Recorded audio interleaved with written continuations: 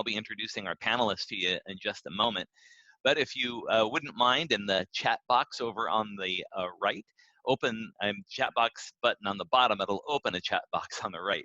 If you could type in there who you are, where you're from, and there's a little pop-up menu right where you enter your chat where you can either select on that menu to have your message go to all panelists, or you can have it go to all panelists and attendees.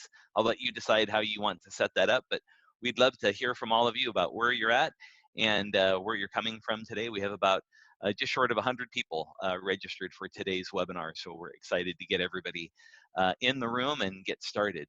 This is an ongoing series we have in our annual conference designed to help equip local churches to engage in vital ministry in this unprecedented time as we work through this pandemic across Nevada and California.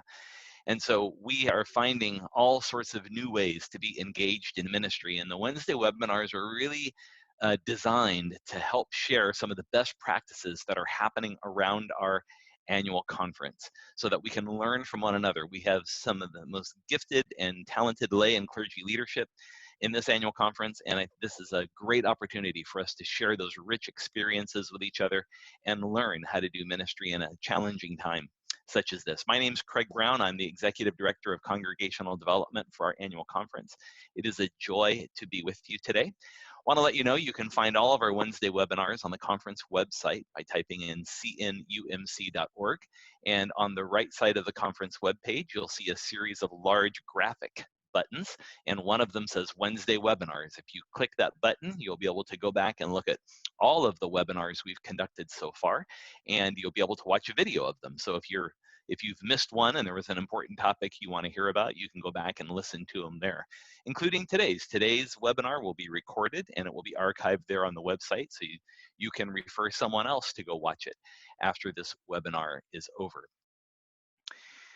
With all of that said, I think we're ready to get started for this week. Please be reminded that we'll have a time for questions and answers with all of our panelists at the end of our conversation.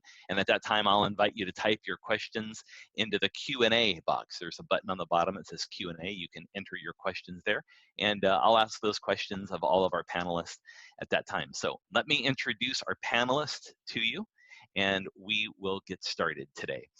First, I want to introduce you to the Reverend Michael Yoshi. He's the pastor of the Buena Vista United Methodist Church in Alameda, California.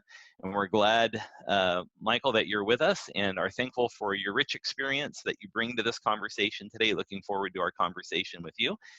Also want to introduce you to the Reverend Sadie Stone, who pastors Bethany United Methodist Church in San Francisco. And Sadie has a tremendous amount of gifts and skills around how to do this work in a digital environment. You're actually going to be hearing from her in a few weeks about how to leverage social media during this time of pandemic. So we're excited to hear from her then, but she's part of our panel today. And then also here is the Reverend Michael Harrell, who is the pastor at Foothills United Methodist Church in Rescue, California.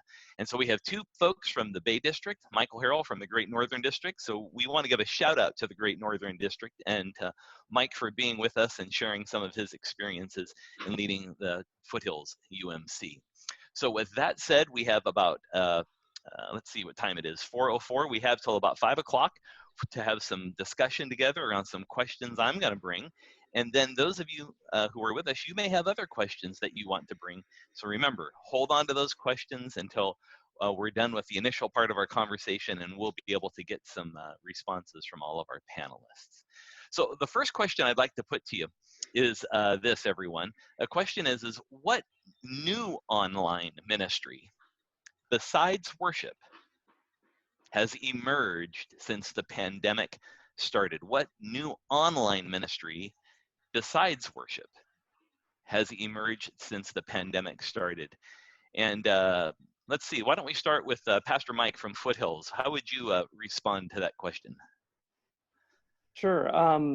So I'd say in terms of brand new, we've launched a lot of different initiatives to try to keep folks connected and sharing with one another in the midst of being physically distant. So we've done that in a number of ways over the past 5-6 weeks. We started out by asking people just to submit pictures of, that would illustrate where they're finding God and then created a slideshow that was sent out to the church list and put on the website for folks to enjoy that. Along the same line, we've asked people to send in names of frontline workers that they're connected with personally. And we made that a focal point of our Easter service and our prayers for that, and sent that out. We did a virtual Easter greeting card asking folks to send in pictures of themselves wishing each other happy Easter. Did a slideshow of that. This last week I did what's nourishing and sustaining you, and asked people to submit reflections on that, and incorporated that into our what would have been a celebration of communion, and did something creative with that in the worship service. This week we're asking them to share Mother's Day wisdom or Mother's wisdom that we'll compile into a slideshow that'll go out on Mother's Day. And then in addition to that, just typical things that we have been doing, but we're doing in a different way. So Sunday school is on Zoom. Book clubs for men and women are on Zoom. We do a weekly parent group that's on Zoom just for the parents of school-age kids. So those were things that we were doing anyway, but we've converted them to the Zoom online platform. Great. Pastor Mike, appreciate that. Sadie, what are you doing in your church that's new in terms of online ministry besides worship since the pandemic started? Yeah, I think that, well, everything is new since the pandemic because we had no online presence or really ministry prior to pandemic. And then in the wake of it, it became very important very quickly that we maintain a way of being connected still. So part of that was many of the similar things that Pastor Mike is doing. But in addition, we also do fellowship online, and that's become an important piece of our Sunday morning. So we don't do worship live, we pre-record it, but then following we do a live fellowship time via Zoom, and it's super chaotic and everyone's just in a Zoom room together, and it sort of mirrors what fellowship is like in real life, and people are eating food and everyone's asking what people are eating. We've also been very intentional about trying to create different connecting groups of people within the church so that they have different points of contact, people who they maybe wouldn't have otherwise been in contact with, or people who they were in connection with in the church. People who sat next to each other regularly, but otherwise wouldn't necessarily be an intentional thing. We've found that they're missing each other. And so they have found like a natural way of connecting with each other, and have found a regular time to check in and helping to nurture those relationships. And we've also found that we have a whole new community of folks who have found us through online. And so a whole new avenue of this experience has been, how do we cultivate church and community for folks who maybe haven't even met us in person, right? So there's this whole other group of people who have come to us via online worship, and now we want to help create community for them. And so that's been a lot of like finding other ways of connecting with them, creating opportunities for fellowship in small group in a way that's comfortable, because I think for our regular church members, it's easier to jump into even an online forum with people you know. But people who are new, it's that same atmosphere of the unknown, like wading into the unknown. Watching a worship service or even attending a worship service is very different than attending a small group, even online. It's the same dynamic that's happening, what you get in person as you get online. So some one-on-ones with some of those folks of like checking in, getting to know them, connecting them with other people in the congregation with whom they might have some commonalities, finding out where they live, some point of contacts around where people live, so that there can be some relationality and some intention building that way. Terrific. Pastor Michael, I want to hear a little bit more about what's happening at Buena Vista. What new things have emerged for you as a congregation since the pandemic started? Sure, thank you. I think I'm here on the panel to represent age diversity. And as somebody who's been very technologically challenged and resistant, y'all need to know that I don't do Facebook. And for a long time, I didn't even do email until my staff pushed me into it some years ago. So all this has been very new to me.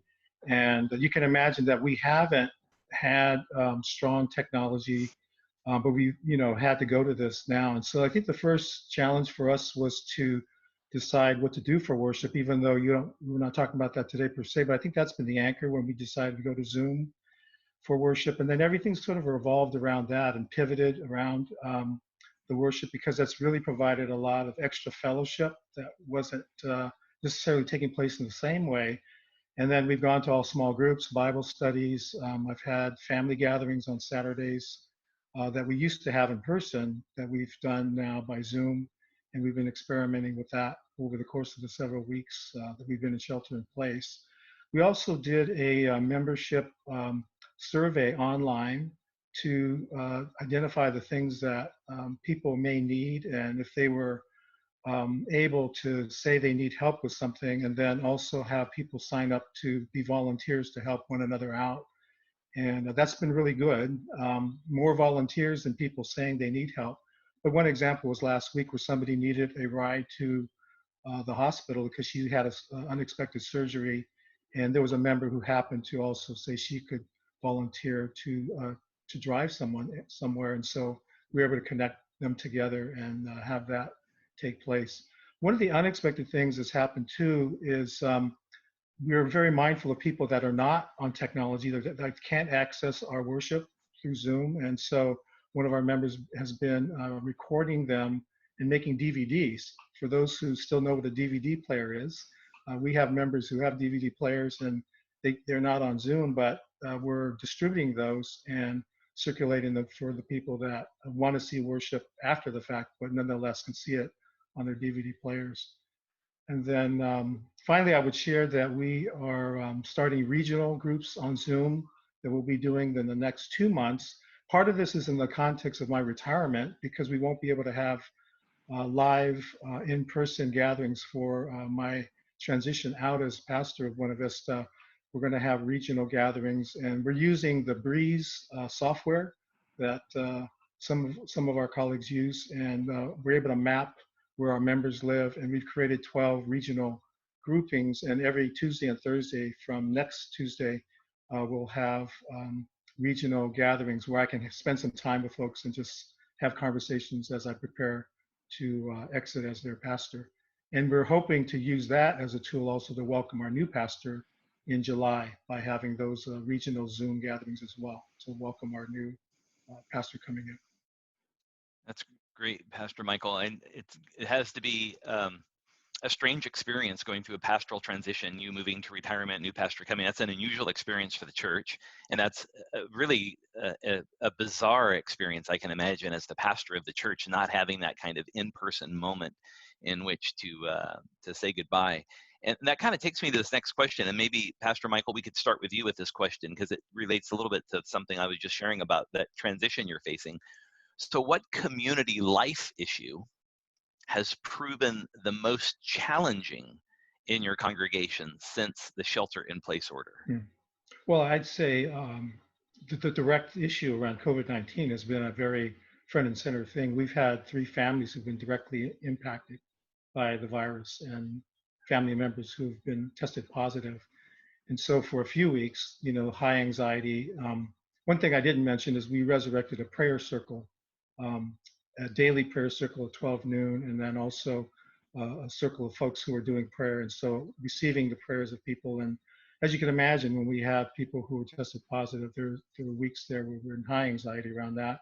But the good news is that all of those families are now kind of have turned the corner and have kind of moved into the space of healing. So we're really grateful about that. The other thing that, we celebrated our 120th anniversary in 2018 under the banner of Building Beloved Community, and we have a number of community ministries that are taking place, and immigration has been front and center for that. And so we continue to have gone on with that ministry and with our community partners, in particular Interfaith Movement for Human Integrity. And just yesterday, we received a person who was released from an immigrant detention center, as people have been advocating for the release of immigrant detainees, both for health reasons as well as for moral reasons. There have been tricklings of people coming out, and their partners and congregations are now hosting them. Because we're not using our space and the church is officially closed, we have a parsonage that's been unused, and so we had our committee spruce it up and make it available for the person. He just came yesterday, in fact. So that ministry is going on, but it's going on in the midst of COVID-19, and we'll hope that it continues to strengthen with the partnerships that we have in the community. All right, excellent, excellent. Pastor Mike, how about you? What community life issue has proven the most challenging for you and your congregation since the shelter-in-place order? For us, the most challenging has been around end of life and bereavement care. Um, the situation here has been really since the shelter in place started, we've had 5 members of the congregation pass away, not directly related to COVID-19. Um, and then we have several more that are in hospice care right now. And so just trying to figure out what it means to both provide end of life care as they are getting to the point of death, but then also post death to the family members, again, when I can't be physically present in the hospital or the convalescent facility or the home, just trying to figure out what that needs to look like. And so that's been a point of challenge. Obviously the phone works, and so being in touch by phone. But the other thing that we've tried to do is to provide a way both for the survivors to mark the passing of their loved one, but also for the congregation as a whole to mark these passings. And so we've invited folks to write up tributes that we send out through the church email list, asking people to, light a candle for the person that passed away on that particular day. One of the widowers is a poet, and so he wrote a poem in memory of his late wife, and so we shared that through the email list as well. I've even thrown out the idea and give credit where credit is due. This actually came from Ron Dunn, but the idea of a virtual wake on Zoom, pulling together kind of a small core group of people in the church that maybe knew the person best, and just spend some time on Zoom sharing stories and remembering the person. We haven't actually done that yet. I've offered that up to a couple of spouses, but they just haven't been in a space where they were quite comfortable with that. But that's another thing that we'll continue to hold out there as a possibility. But it's been around end of life and bereavement care, just because we've had such a cluster of those situations since this all started. Yeah, thank you. I can imagine that's the complexity around that is deep, because so often we do that kind of pastoral care in person, and that's the vital piece of it, and that's missing right now. Pastor Sadie, how about you? What community life in your church, what issue in the community life has proven the most difficult or challenging since shelter in place? Yeah, I think one of the most difficult challenges for our community is that we have a lot of people who live alone.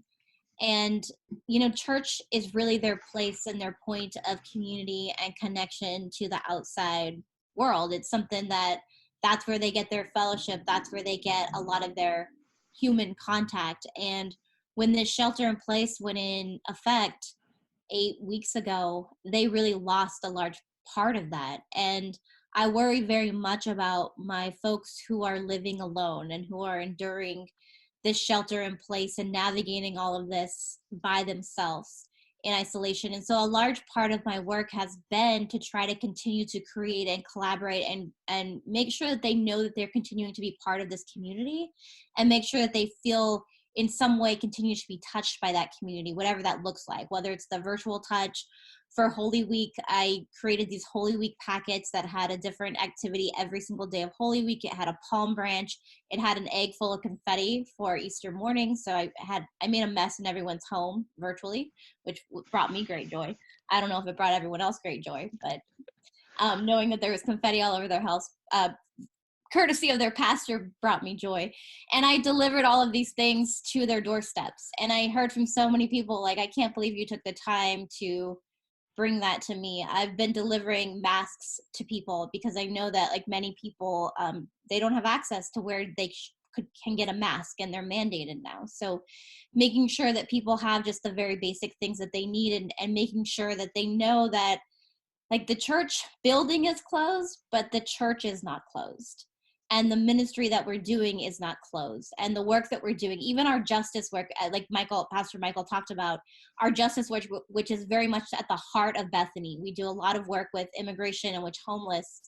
All of that continues. And I know that that's a large part for people too, have expressed to me, like, we miss making the lunches together. We miss making the lunches for the homeless that we do.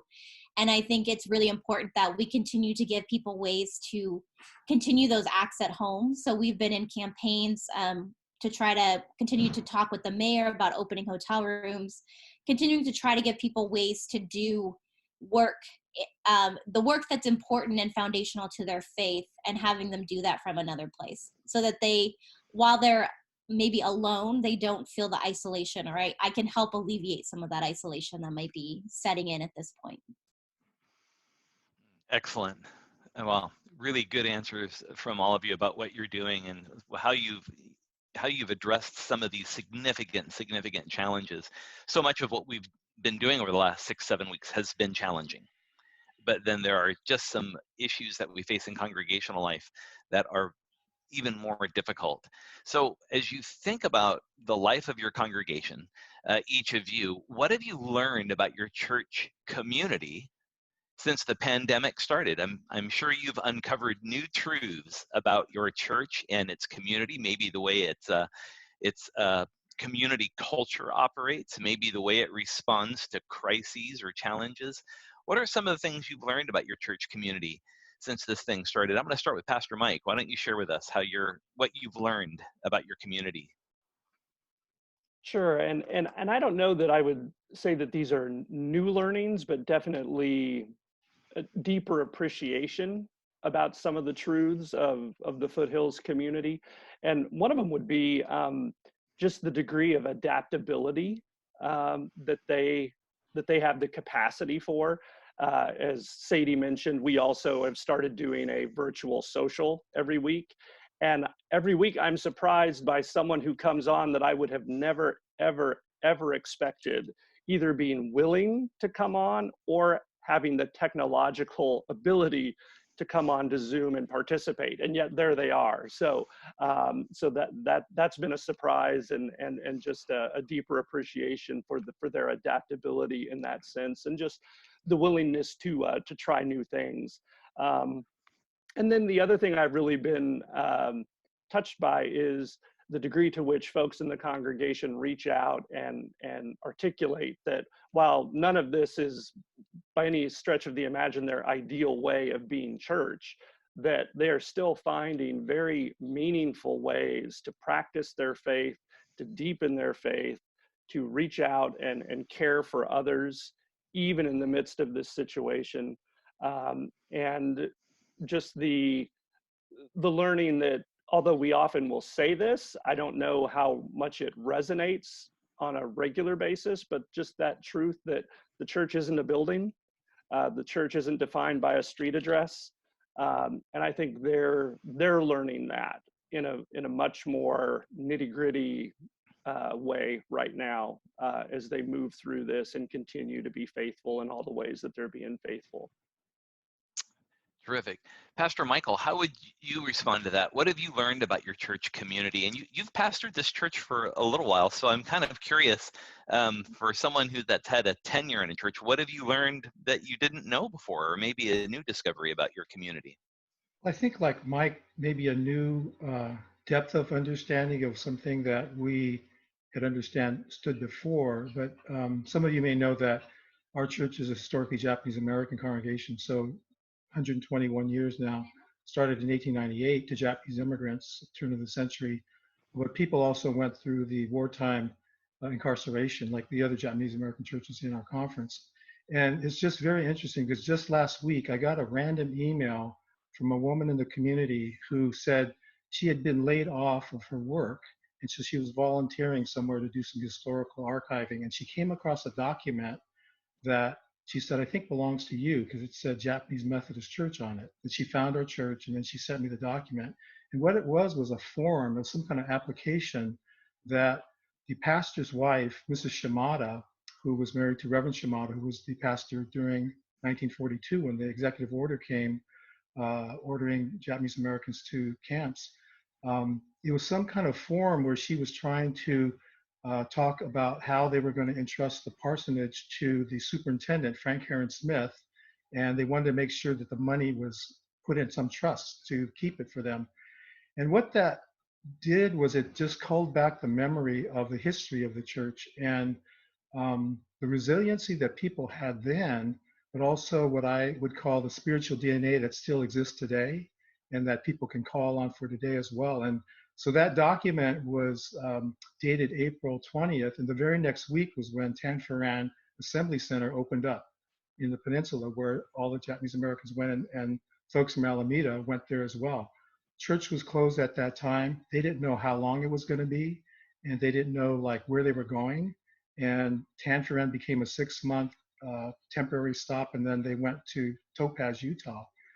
And so I actually talked about it last week and showed some slides of the history and stuff, and that I really feel that there's this resiliency within the spiritual DNA of the congregation and the culture of the congregation that's been through something like this before, where there was uncertainty ahead, there was like just a crisis surrounding people, but the wherewithal to group together, support one another, and figure things out. And so I think there's that resilience that still exists today.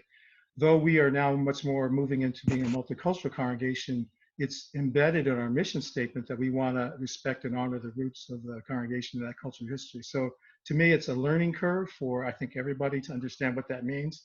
But I think people who've inherited that history really certainly know what that's all about. Wow, what an amazing story. And remarkable how even over generations of individuals, the effects sometimes of trauma and how that trauma finds its ways toward healing endure. So the people in the congregation today most likely weren't there in the 1940s, but yet there's something that remains in the congregation of that. That's a remarkable piece of insight about how congregations work sometimes. That's another webinar, but it's such a powerful piece for us to remember. Pastor Sadie, how about you? What have you learned about your church community since the pandemic started? Well, I kind of already knew some of this, but it's been reaffirmed for me how stubborn my people are. And I mean that in a really like good, loving way. But, you know, the first week that we went into a shelter in place, I called every single person in my church who had ever kind of touched the church to just sort of get an inventory of how are you, what are your needs, what are your lockdown parameters. And every person that I talked to it was mostly like, how can I help someone else? And so just this heart of my community is really about helping other people, and this really hard time about wanting to be helped. And I think that that's true for so many of us. Like we want to be the helpers, and we're not always so good about being on the receiving end. But I really love that about my community, is that it's always like, how can we help other people? How can we be of use and of service to other people? How can we be thinking about other folks who have it, you know, worse than we do? And also just how important the Bethany community is to so many folks. And one of the really big blessings about moving stuff online is we've been reconnected with people who have moved away, and they've been able to kind of come back to our church community, and the gratitude of being able in this time to come home, in a sense, to a familiar place, and just knowing that kind of Bethany has this way of imprinting itself on people's hearts and really making an impact because of the way that we strive to be missional in the world, and we strive to take care of each other. And it's just been really nice to see that affirmed again and again through my people and in the conversations that I've been having. It's lots of prayer requests about and for other people, and how can we continue to help and care for other people, and how can we continue to care and help those who are most vulnerable among us. And, you know, just reaffirming a lot of the DNA of our church, but it's really being expressed now in this moment. Well, really good responses from all of you in terms of what you've learned about your community. And the similarity all of you shared was that you didn't really learn something radically new about your church, but rather you were, there was something deepened in the life of your congregation. And it's that deepening that really seemed to resonate. So I want to shift gears a little bit, because one of the things that's happened in this pandemic that I'm hearing from pastors and lay leaders in all of our churches is, in many cases, they're finding new opportunities to connect with people during this pandemic. It's like Pastor Sadie, you were mentioning a minute ago, that the people who maybe have left the church for a relocation or gone elsewhere, they've been able to reconnect.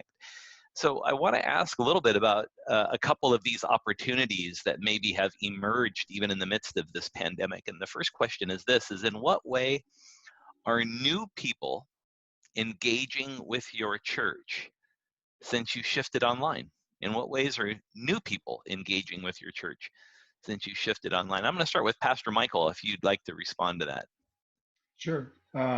Absolutely. The one surprising thing we've had, and I think I've shared this with other colleagues who've experienced the same thing, is that as we've gone online for worship, we've had a number of different people join us that we hadn't seen for a while, but others who've been considered part of the community, but maybe have moved back east, or we had a former youth director who's up in Seattle, Washington, has been joining us every Sunday for Zoom worship, and one of our members that's down in Southern California continues to join us. And it's just been really heartening to have people join us anew, and then new people finding us as well through word of mouth with other friends and coming online to join us. And it's a little bit hard to navigate that in terms of the normal way we might receive visitors and try to connect with people.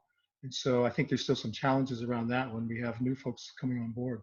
The other thing that we've been involved in a lot of global partnerships and ministry, and one of the things that we really had a pleasant experience a couple of weeks ago is that we had a friend from Palestine, Daniel Bonura, who actually came here in December, preached at our church, and he also spoke at the Pacific School of Religion. We organized some speaking venues for him, and because we were in touch, he told us that he was one of the first people to get COVID-19 in the West Bank and in Bethlehem. In Bethlehem, there were handfuls of people that got COVID-19 through Greek tourists who had come in, and his father and his mother and he all got it, and they were quarantined for a few weeks. And the good part of it is that he came out of that fully healthy. His mother and father also were healthy. And when he came out of it, I asked him if he'd join us by Zoom. So we had some experiment to try to do that. And then he joined us for worship, and he partnered with me for a message a couple of weeks ago. And so that kind of bringing someone from Bethlehem and just kind of right in front of us as though he were there with us, with everybody else, kind of just a whole different kind of dynamic that's been an opportunity for us through Zoom, and really appreciated that opportunity, and we'll continue to talk with him more about connecting here with folks in our area. Terrific. Pastor Sadie, how about you? How have you found new people engaging with the ministry at Bethany since you shifted online? I've seen it in a number of different ways. One, I find that maybe for the first time, people are sharing more about their faith community. People are sharing when the worship service goes live, and they're sharing it on their page, and they're sharing with people, this is my church. Come and check it out. Come see what we're about and what we're doing. And I don't know that they ever would have done that pre-COVID. I don't know that they were inviting, their Facebook page, come to church with me on Sunday. But now they are. And I don't know if it just seems like less pressure to be like, you could just pop in and see what you think, instead of, having to physically come and commit to the entire worship service. So I think that that's been a really nice way. And in doing that, more and more people are kind of getting to touch Bethany and see what we're about, and get a little bit of fabric about who we are and what we stand for, and kind of the makeup of our community. And similar to Michael, I think this provides a unique opportunity to allow different people to participate in different ways. I too I've made use of some musicians. For example, I have a priest who I've become friends with from the Philippines, and he's been writing songs about the pandemic, and I've used some of his music in worship, and I've used some other music in worship and kind of integrating different pieces of that. And so it really provides this really wide range of ability to think creatively about what you're doing and how you're using people, and how even you're using your congregation, whether it's asking them to submit video clips or pictures, or reading scripture from their home, or having all of these different things, or even getting a guest preacher is easier now than maybe it's ever been, because they can film it from wherever they are, and you just kind of insert it in. And so it provides a really unique opportunity to get different voices and different perspectives, which could have a broader reach for folks. And I've even seen people on Facebook who are like, oh, Pastor Sadie at Bethany, like, we love that. And I'm like, I have no idea who you are. Like, but that's great that you love us. But like, I don't know who you are, but it's great. So I think it's interesting because the reach now is probably bigger than we even know. Like, I don't even know who is potentially looking at or sharing the page. And it really makes you more intentional about and thoughtful about what are you saying, how you're presenting yourself, what is the gospel message that you're sharing, because really the whole world now can see it, and you're really being this messenger and this beacon to potentially the entire world. And it's a really important platform and moment that we've been given to represent ourselves and represent ourselves well. Yeah, what a great insight. Pastor Mike, how has this been happening for you? How have you been experiencing engagement with new people at Foothills?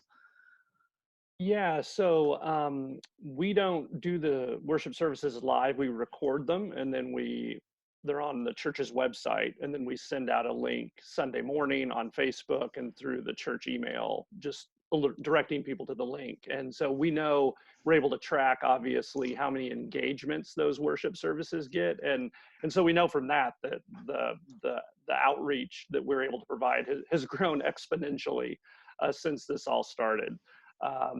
And then I'll confess, it took me a minute to make the connection that, because we're doing it this way, people can share the link with other people in their circles of family and coworkers and neighbors.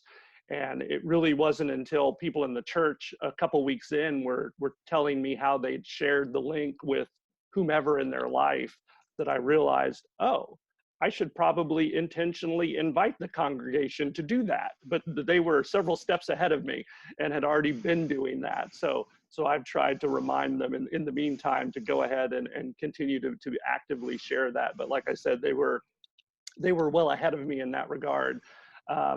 We're also seeing that translate into financial donations at the church. We're getting donations from folks that we don't recognize. Usually it has a note to it that just says, please use this wherever you think it's going to be the most useful. We did start a COVID-19 assistance fund for the larger community several weeks ago. So we're also getting donations specifically to that from just outside community members that are picking it up through engagement with the worship services. And then one of the funnier ways this has happened is we still get the upper room devotionals, the hard, paper copies. And so we had put out an email to the church for the, I guess, May and June edition that, we have them. If you need them, let us know. We'll figure out a way to get them to you. And they also shared that again within their circles of friends and family. So we were getting requests from people again that I had no idea who in the world they were, but wanting an upper room. And so we gave those out till we ran out of them.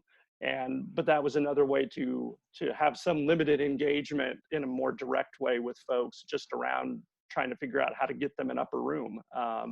So those are some of the ways that we've seen that outreach expand.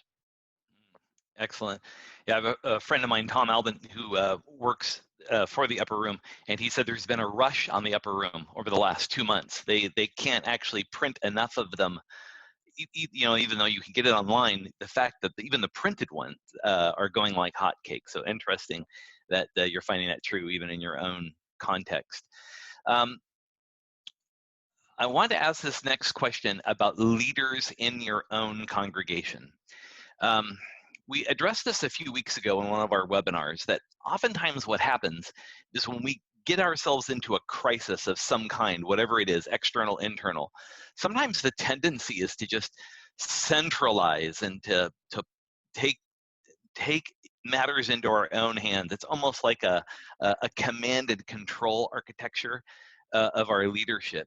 And one of the things that we are hoping that folks are discovering, and I really believe the three of you are, is a way to distribute that leadership. This is a real opportunity to engage others in leadership and allow others in our congregations to kind of percolate up to the surface and to provide some key leadership in the church. So this last question I want to ask you is, and I have a bonus question too that I didn't tell any of you about, how has shelter in place opened new opportunities for leaders to emerge in your community? And I'd like to hear from Pastor Sadie first. How's this happen for you at Bethany? You know, when we're in place, I think we have some of the traditional same leaders who typically have found their role and they kind of do the same thing. What this opportunity has allowed for is people to find that they have different skill sets, and also for people to step into them in a new way where it doesn't feel like they're maybe overstepping. Because, you know, like, I think sometimes it's hard for people inside of a church to feel like they can take on leadership because there's certain people who are so good at it or have been doing it for so long. But right now I'm finding that people who are newer to the congregation are feeling empowered to just, you know, here, this would be really helpful if I just did this, if I took these people and these are my check-in people and I just made sure that they had a point of contact with the church, and they're just doing that on their own. And I had another person who was like, these are the people that I sit next to in church, so I've taken it upon myself on every Sunday after we're done with our online worship, I just call them, because on Sunday morning, those are the people that I would have talked to anyways. And these are folks that I wouldn't have normally thought that these are the kinds of things that they would have self-initiated. They're more of the people that, you know, kind of just hang back or just kind of go along with the flow. And so it's been really nice to see that this is an opportunity for people who maybe we haven't given them the opportunity because it's been kind of the same folks who are so easy to put in positions of leadership, and to really also ask new and different people to step into leadership, because there is so little pressure right now. It's something that they do without a lot of the spotlight happen, like without even necessarily anybody else in the church having to know that it's happening, which allows new people to kind of step forward in a less pressure sort of way. And so it's allowed an opportunity to engage people who are newer to the congregation. You know, here's a way that this would be super useful, or this is something that would really be beneficial to the church. And people are eager and willing to do these things. And it's been a really unique opportunity to help new people step into positions that maybe even they themselves wouldn't have thought about in the past. Great. Excellent. Pastor Mike, how about you and Foothills? How are new leaders emerging for you and your congregation through this process? You know, for us, it's been interesting. Under normal circumstances, we have a pretty expansive leadership circle. We try to be intentionally a permission-giving kind of culture in general. And so we really have kind of dealt with the tension that you named, Craig, kind of in your intro to the question, in terms of, particularly in the first 2 to 3 weeks of this, I'd say our leadership circle really did contract in some ways, because we were kind of in command and control mode, and things were happening so fast and decisions needed to be made so quickly. So since then, though, we've been trying to be more intentional about, you know, spreading that leadership out again in a more meaningful way. And the main place where we're doing that, I'd say most effectively right now, is really in the realm of congregational care. And so we have like 15 different people that are calling basically the list of church members, and staying in touch with them on a weekly basis. Those were 15 people that really weren't in specific leadership positions before. That's why I called on them to do it. And then really just trying to empower them and empower another group of folks working with them to kind of be what we call them kind of the errand runners. So if someone needs something from the grocery store or the drugstore, or they need a mask or whatever, that they facilitate, you know, getting those needs met. So really around that area of congregational care is where we're seeing a pretty big expansion of leadership. And then the other one is the gentleman in the church that is solely responsible for making our worship services available online, who does videography as a hobby. He went from being the guy that ran the PowerPoint slides once a month for the worship service to now, you know, shouldering the complete technological responsibility of these worship services every week. And he stepped into it and stepped up, you know, in an amazing way. So those would be the ones that come to mind most immediately. Outstanding. Pastor Michael, at Buena Vista, how have you seen new leadership emerging even in the midst of this crisis? Yeah, I think I echo some of the things that both Sadie and Mike have already said, and kind of what Sadie was saying about the dynamics in the congregation prior to COVID-19 obviously have changed with a lot of things going on online, and it's made for new opportunities for people to step up and share gifts that, I didn't know they had or others didn't know they had either. And so that's been particularly nice to see, and seeing people volunteer when they would like to contribute to something where maybe they might not have done that before in terms of the general dynamics of the church. And, like what Sadie was saying, where people don't want to step on others' toes or think that, that's somebody else's job. I think everything's kind of up for grabs in a way in terms of like, you just got to get things done so people can help out. And I was resonating with what Mike was saying about congregational care, because what I've been mindful of too is just trying to understand how every family is impacted differently.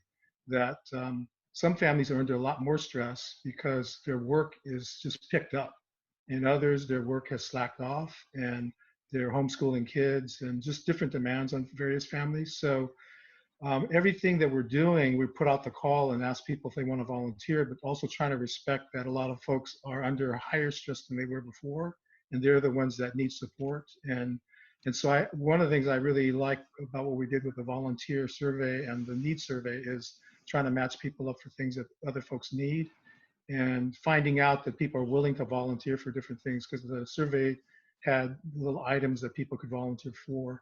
And I think we're just really into the process. I mean, it's like we're still looking at it. In fact, we have a meeting tonight to go over our volunteer lists and list of needs.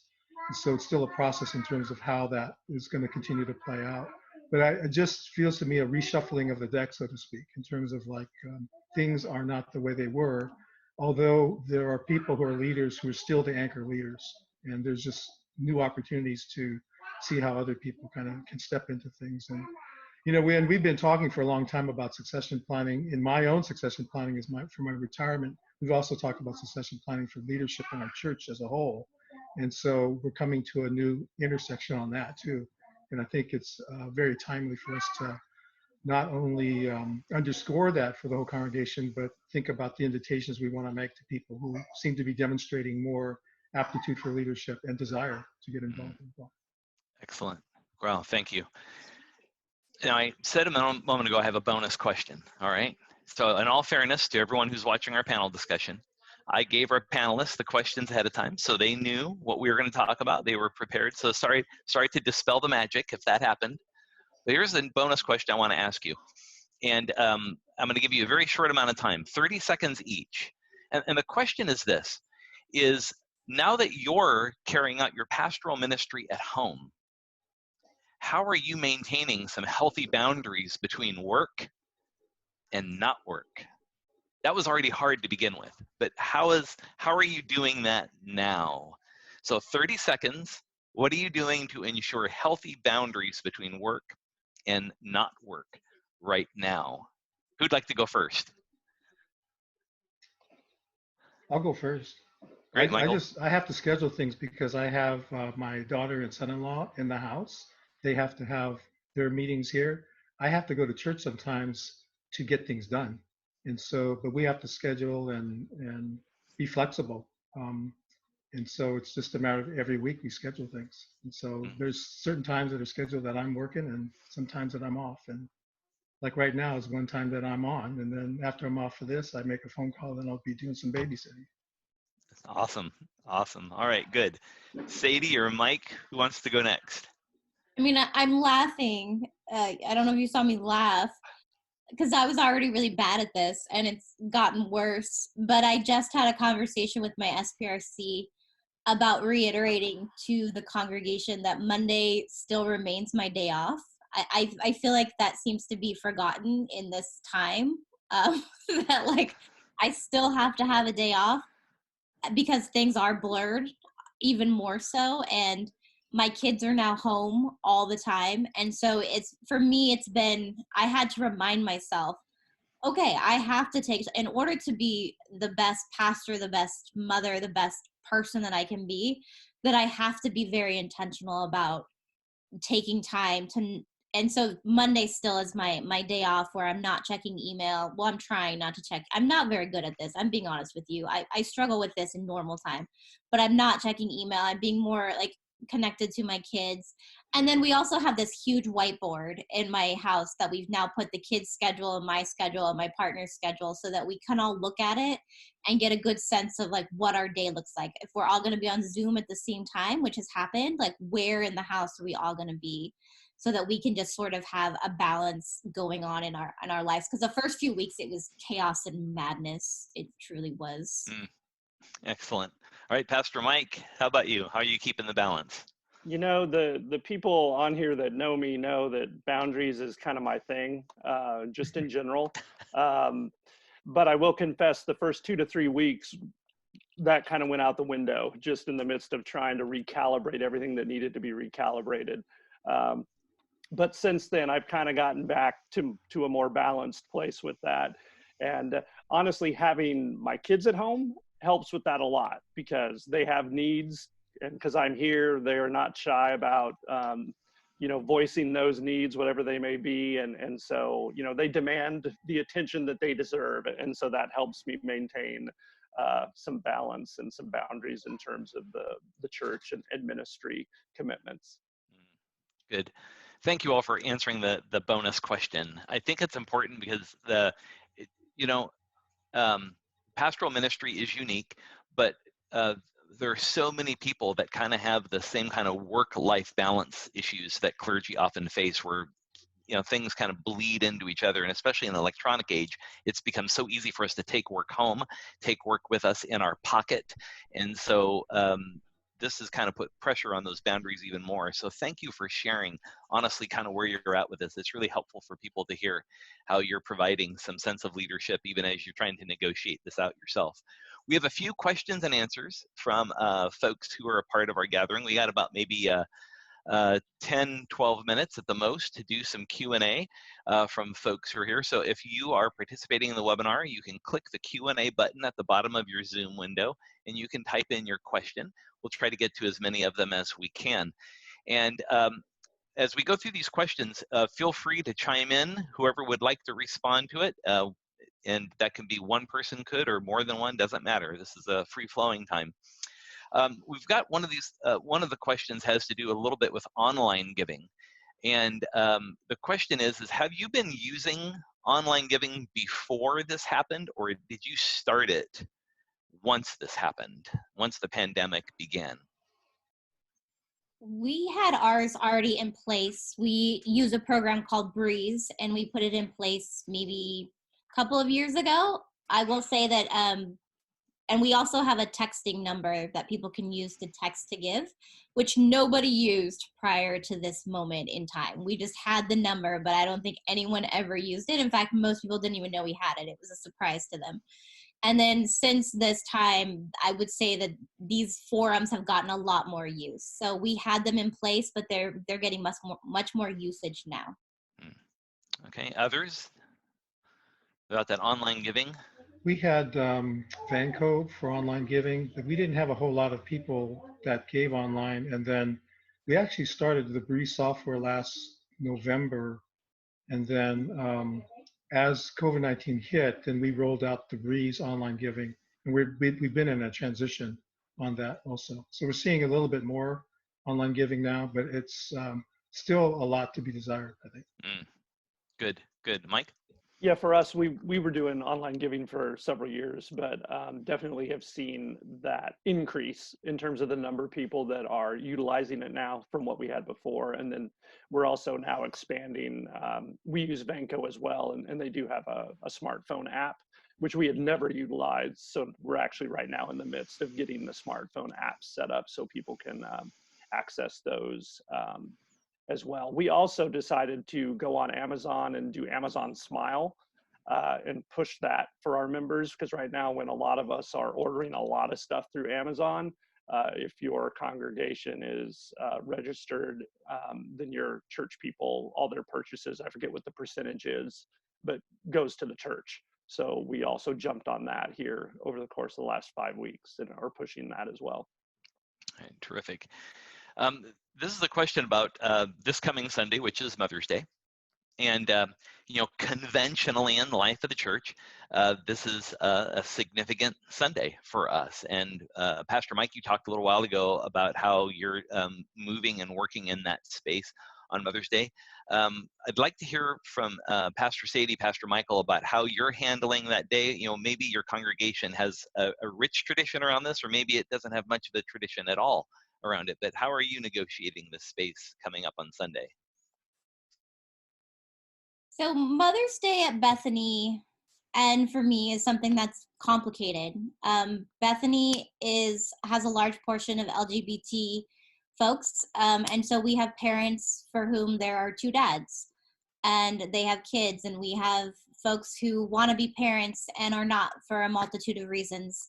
We have people who have lost mothers or don't have relationship with their mothers, and so I have found Mother's Day to be a day that is incredibly complicated for me as a pastor in the church. As someone who's gone through infertility, it's a day that's still fraught with a lot of emotions. And so it's a day that I always handle with a lot of delicacy. And it's also a day that I don't ever center the whole service around on it, especially at Bethany, because it invokes a lot of different emotions for a lot of different people. And it leaves out a large chunk of people. In my community, we have some dads for whom this is their day and they get left out of it completely with the way that our society is structured. And so I think the way that I'm handling it is I'm actually going to be making a donation to a homeless shelter called Covenant House with my stimulus check, which is housing homeless families and children. And I'm going to be making that donation in honor of Bethany and all of those who parent and mother and care for others. So I'm going to be doing that in honor of my community. And then I usually, during Children's Moment, I kind of talk with the children about the complexity of the day and kind of the attributes that is mothering, but that doesn't have to be from a mother. So this is a very complicated question coming from just my own background as someone who struggled with fertility and then the context that I'm in. So yeah, it's one of those days that I've always struggled with as a pastor, honestly. Yeah. Thank you. That's such important sharing. Pastor Michael, how about you? Yeah, I think similar to Bethany, Mother's Day is not a big event at Buena Vista for those same reasons and the complexities and nuances, but also for another reason is that the first Sunday of May is usually our biggest community event and fundraiser of the year, which we do about 1,400 box chicken teriyaki lunches. And this year, though, we've had to cancel that. Every year, the following Sunday would be kind of a rest Sunday. And so people are usually kind of spending time with their families for Mother's Day and doing it their own ways, their own diverse ways of honoring that. But this week, what we're going to do, and I just got off of a call earlier with my children and youth minister. We've been having some challenges around Sunday school because we normally do it on Sunday after the children's message, but we haven't been doing that because of the Zoom worship. And we've been doing family gatherings on Saturday. We've been finding that kids start tuning out if the adults start talking online. And so we're trying to engage the kids more, and he's going to just engage the kids on Saturday on Mother's Day and have a conversation with them about Mother's Day, and then try to have them do some things and present it in worship on Sunday. And we're going to experiment and see if what comes out of that. But that's something we normally wouldn't be doing on Mother's Day annually. Right. A question that we have about reaching new people. I'll just read it to you. It says, I find our reach has expanded to friends and family outside the local community by virtue of being online. But have you found a way to reach local people in your community who might not have been engaged before? Yeah.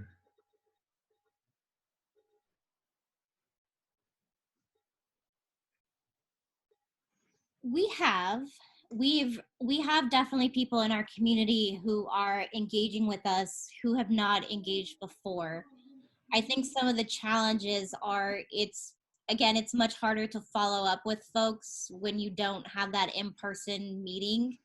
And, so it's been we've had some people who have requested, hey, can you add me to the mailing list? Can you help me get plugged in so I know what's going on? So that's been easy when they've come to us. it's been much harder when you notice people are consistently coming to our worship or something and trying to do the next steps, because some people, that's as much engagement as they want. And like, even, you know, the same with in-person worship, like the next step of giving you your email address is a lot for them. I think this is true, it mirrors in live person worship. But we have, and I mean, even for Easter Sunday, we would typically put an ad in our local paper for Easter Sunday. And I still did that for our online worship. I mean, I was like, hey, come worship with us online. So continuing to also, I think, putting notifications around your church building for people to know for them to know that while the building is closed, the church is not, that there's still ministry and life happening. And I think that that's surprising for people who don't understand that like ministry happens outside of a church context. It's like all those people who are like, what do you do with the other 6 days of your week? Right? It's like, you're not working anymore. And I think sometimes just having things around your building and other things, so it's really clear to people that ministry is continuing, has also been helpful, especially in my neighborhood where, you know, there's way more foot traffic than there's ever been before. Excellent. Good, Pastor Sadie. Others that want to chime in on that question real quick? I wouldn't say that we've had a lot of folks connect in, particularly by Zoom or video per se, but I had an interesting person who reached out to us just Monday around Asian Pacific Heritage Month. And May is Asian Pacific Heritage Month, and that big event that I was telling you that we are canceling this year, that we usually do on the first Sunday of the month. We also have a proclamation for Asia Pacific Heritage Month, and the mayor would come to our congregation to present it. But he was raising the concern about what's happening with the animus against Asian Americans and the racism taking place around the scapegoating of Asians. And I personally, and I don't think in our congregation, have had too many incidents of people feeling that, but apparently this person has been monitoring thing, and he wanted to bring a proclamation to the city of Alameda this year for Asian Heritage Month, but also highlight what's going on in terms of the targeting of Asians in the country. I think is his point of focus. Great. Thank you for bringing that up, Michael. That's important for us to hear how your congregation is experiencing that and the reality of what's happening in the broader culture right now. We have time for one more question, and there's several in the queue, but so I picked this one, and I'd love to hear from each of you about this. It's such a great question. Thanks, Paul, for asking it from it's our director of discipleship down at the Lodi Church. Paul asked this: how much of the changes that you have made do you plan to incorporate going forward in the life of your church's ministry, even after you're able to gather in person again?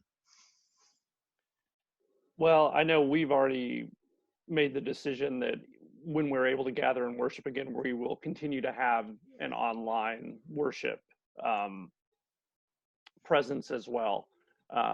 We had always done podcasts, but podcasts of just the sermon that were available.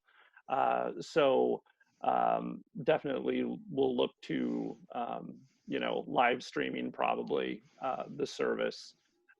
Even after we're able to come back together, knowing that even when those restrictions are lifted, not everybody's going to feel comfortable coming back right away. And so we're going to need to continue to provide that as an option. But even beyond that, just the degree we've found our outreach expanding because of the online presence is reason enough to continue it as well. Good. Others? We plan on maintaining most, if not all, of what we're doing. We too will continue with Facebook. I will continue to have an option for folks to attend small groups via Zoom. I think this is a really good opportunity for churches to realize that all of this can be done in this way. And it provides a lot more accessibility for our members. And it's probably something we should have all been doing sooner for accessibility reasons, if nothing else.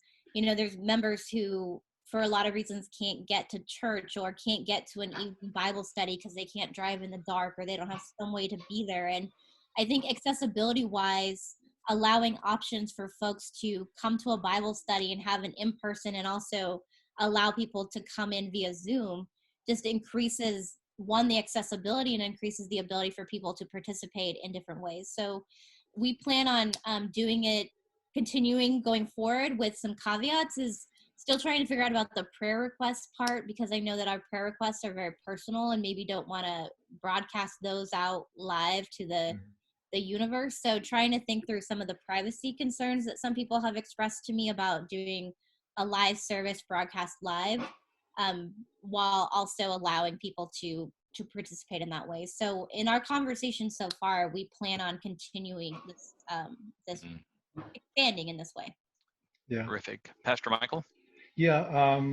So a lot of our folks have already asked if we'll continue Zoom even when things go back to in-person worship. And so I think there's a commitment to doing that. And then I shared at the outset of this webinar, my confession about not having been very strong with technological tools and such. Part of my task right now, as I prepare for retirement, also is to help us assess what do we need going forward, and then allow the new pastor also to make a call on the things that she'll want to have in place and also want to execute going forward. Terrific. Well, I want to thank all three of you for such a great panel discussion today.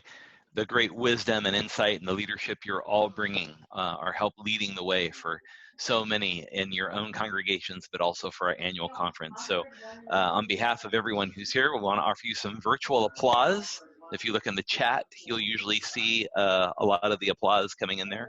We're so thankful for all of you, and we're going to be praying for you and for your churches, for Bethany, for Foothills, for Buena Vista, that in every way that that God would continue to be at work in the midst of your congregation. I'm going to turn things over to our Director of Communications, Selby Ewing, had a couple of announcements, and today we have a special guest with us as well. So Selby, take it away. We do have a special guest, and I am so glad. I will echo Craig and say thank you so much to our panelists this week, and appreciate each and every one of the insights from your research. And we're hearing a little RF, so we'll just ask everybody to stay muted. And I would like to introduce our special guest, District Superintendent for Bay Area, Stacy Current, who also provided us with a beautiful reflection this week on the maternal heart of Jesus. And I'd like Stacy to share a little bit about that. And then Craig, if you're willing to stay on with us, maybe give Stacy a few prompts along the line of the discussion that has happened thus far. All right. Yes, Stacy, you're on. Thank you.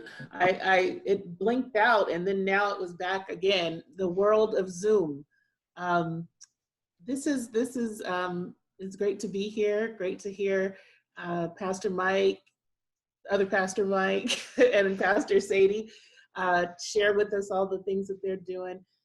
It's really hard to connect when we're so used to connecting one-on-one, and so these past 6, 7, 8 weeks that we've been connecting online, I just really want to affirm all the churches that I have seen, pivot from being in person to all of a sudden being on Facebook, Zoom, and whatever, to all in the effort to maintain the community. I've seen a lot of magnificent things that people are doing to foster community, to keep community going. And in the beginning, when we first were sheltered in place, Pastor Lisa Warner-Carey at Half Moon Bay, she made hand sanitizer, right? She made hand sanitizer out of alcohol and aloe vera and some essential oils and put it in little bottles and sanitized down hymnals and put them in bags and delivered them with some other goodies and prayer things in upper rooms and delivered them to her members. And that was a huge way of being able to stay connected. I know Pastor Oliver over in Daly City, he goes by his congregation members' homes, especially the ones who aren't on Facebook and who aren't able to kind of connect with Zoom, some of the older folks. And he drives by and he calls them on the phone and says, I'm outside. and they come to the window and they wave, and he waves at them, and they have a conversation, but they can look at each other through the window. And I know little things like that mean an extraordinary amount. We still have folks that are serving in community, you know, who are meeting together with their masks and gloves on to put food bags together and to keep serving. And that's been a huge way of reaching out to the community as well, and to stay connected. And so that's also been huge. I was invited to join a Facebook group recently, and it's a lot of young Tongan youth and young adults.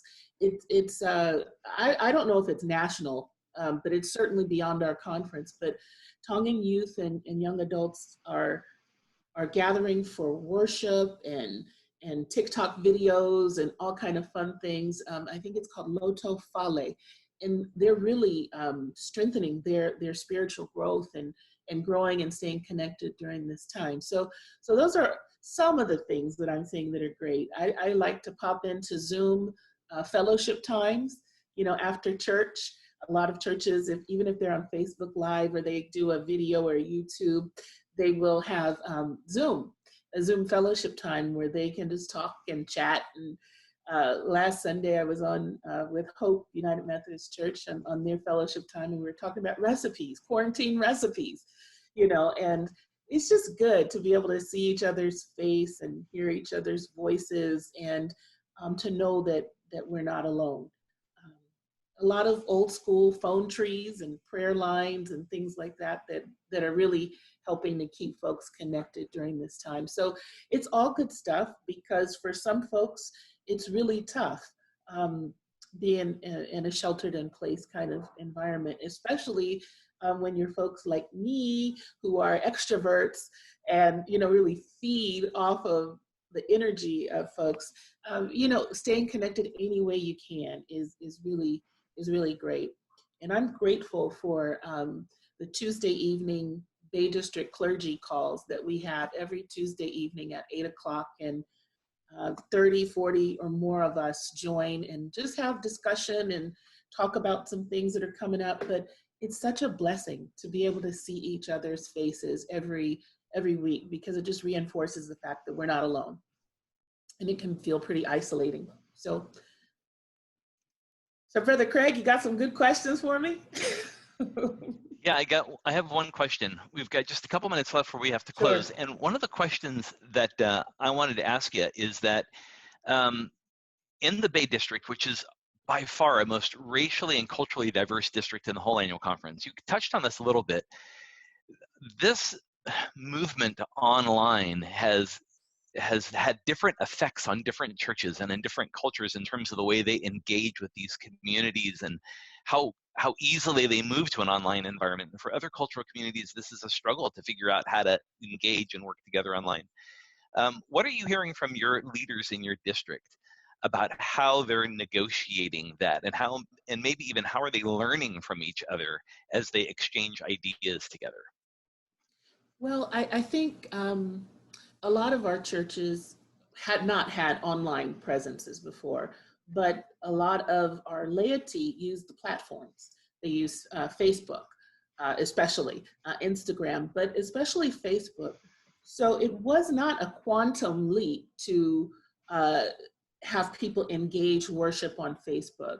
And in some of our homes, we have multi-generational families, you know, especially some of our ethnic folks. And so they're able to, you know, let their loved ones who are not able to get out and hadn't been to church in some time to put the worship on the TV, and, you know, everybody watch it. So it's it's been a huge success across the board, I think, in terms of being able to connect folks digitally. And the unexpected blessing that I have witnessed is that older folks who have not been able to come to church because of sickness or mobility issues or whatever, are now finding ways, are now being able to connect and hear the worship service and hear what's going on. and be connected in a way that they had not been previously. So it's been a blessing, cross-culturally.